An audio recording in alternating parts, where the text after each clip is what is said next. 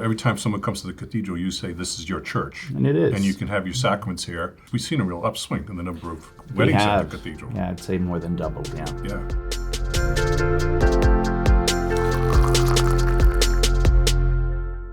Hello, I'm Archbishop Coyne, and this is Coffee with the Archbishop. And joining me today is the rector of the Cathedral of St. Joseph's in Hartford, Father John Melnick. Thank you, Archbishop. Well, how do you take your coffee? Well, actually, I don't drink coffee. I never got into that. I like the smell of coffee, but I don't like the taste, so I'm a water drinker. Water, no tea? Not really, unless I'm sick. So, just so you know, I had Father Melnick as a student at the seminary for all 4 years. I taught him the liturgy course, and then we did the practicum course. So I taught him how to say Mass. And so if he does anything wrong, blame it on me. But that's right. You do pretty good.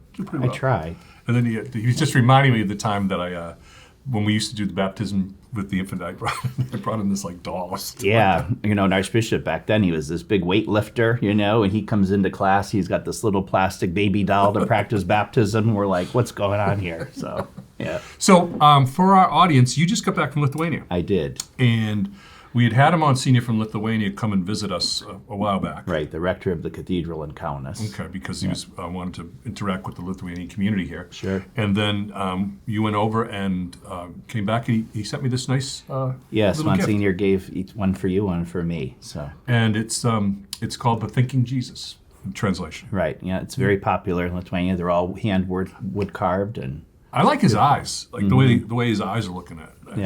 It's a great meditative piece. It's a great meditative piece. I'm going to put it down for now. Then we'll put it back, probably on the back as all that. So how long have you been the rector of the cathedral? It'll be 4 years this fall. Okay. And just so our audience understands, what's the difference between a rector and a pastor? Sure. So again, most of our churches, you have a pastor.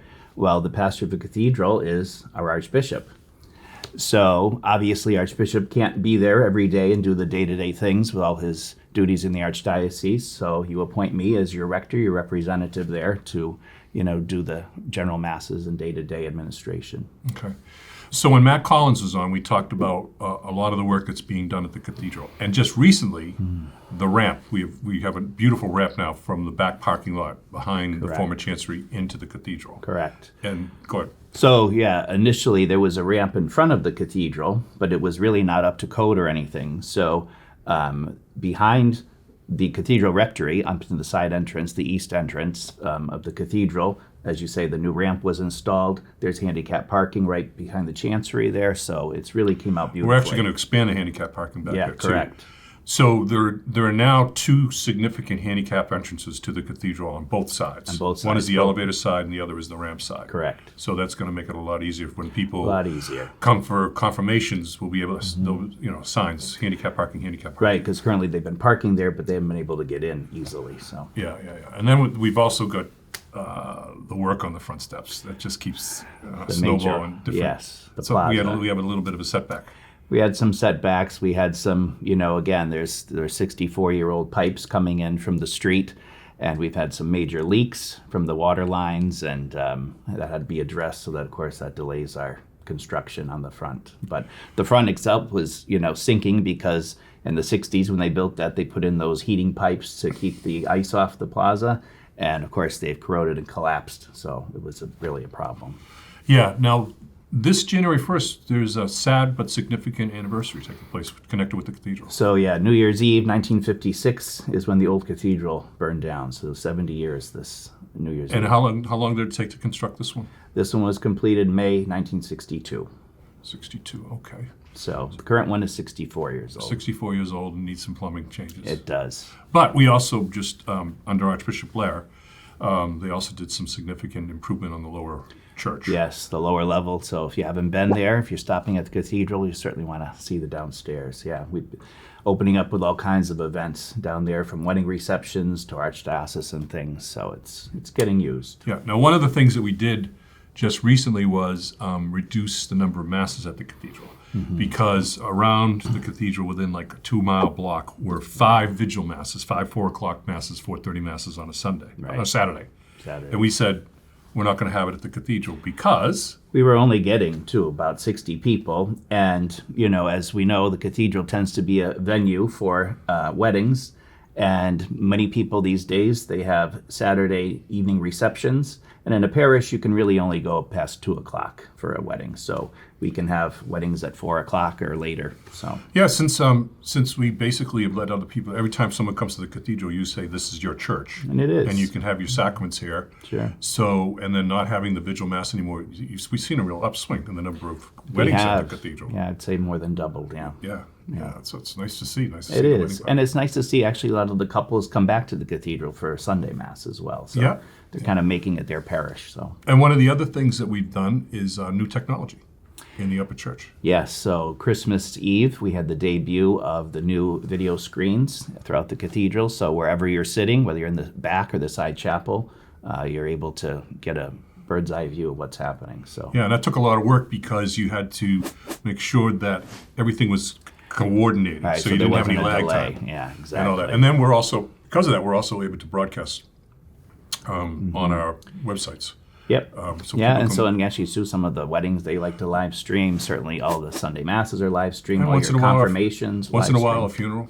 Yeah, There'll be correct. People who can't come, they'll live stream. Right. Many times we have international, people that Yeah, aren't able to so come. they can attend via video, and it's a really nice product. Yeah, we went from just a few cameras to I think we're up to 11 cameras. So it really, we got some great. So camera because operators. it's a 64-year-old building, and there's such some great stuff about that.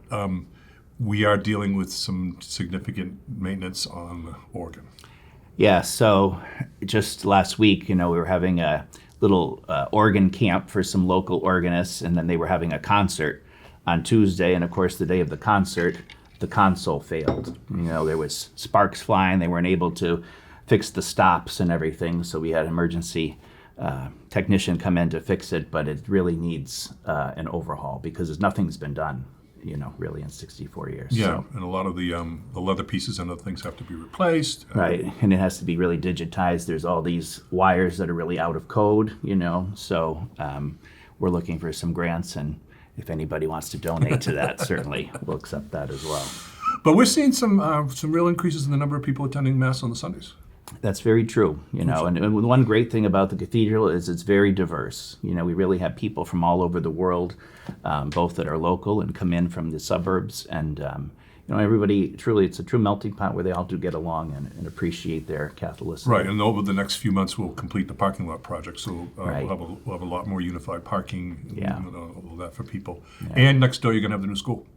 Yes, that's our latest on the campus. So Yeah. a lot going on. There's a lot of excitement about that in the neighborhood. We belong to the Asylum Hill Neighborhood Association, and they're really excited that we're doing something like that in the neighborhood. Yeah, just as an example of how important a Catholic school can be to a neighborhood, they did a study in another way, in a negative way, of the impact of closing Catholic schools in inner city neighborhoods over the past 20, 25 years. And almost always when you close a Catholic school, the neighborhood goes downhill. It goes right downhill. The crime increases, vacancy in buildings increases, the whole thing. That a Catholic school can be like a magnet for a lot of other things than just the kids going to school to build there. a community. But also it's like people take pride in it because it's their school, and they can make sure that like there's nothing happening around it. They kind of police it themselves. And they protect it. And all that. So I think once you see a Catholic school coming into an area, it's saying, hey, we're here, we're committed to it. We're going to do everything we can to make it affordable. Now it'd be a wonderful addition to our campus between the Malta House of Care and the food pantry and the supportive housing. It really brings it all together. So Yeah. So we have daily mass, 2 daily masses, Yeah. 7:30 and 12:10. 12:10. So if you're in downtown for the cathedral, you want to come to mass. And the cathedral's open every day until 3. We do get a lot of foot traffic, all throughout the day. People you come can light in a to candle. pray, can light a candle. Yeah, and they get that beautiful Blessed Sacrament chapel over to the side. It's just sit and also just do personal adoration. Exactly. It's a beautiful space. It is. Well, thank you, Father, for coming in. You're welcome. And you've been watching Coffee with the Archbishop. I'm Archbishop Christopher Coyne. God bless.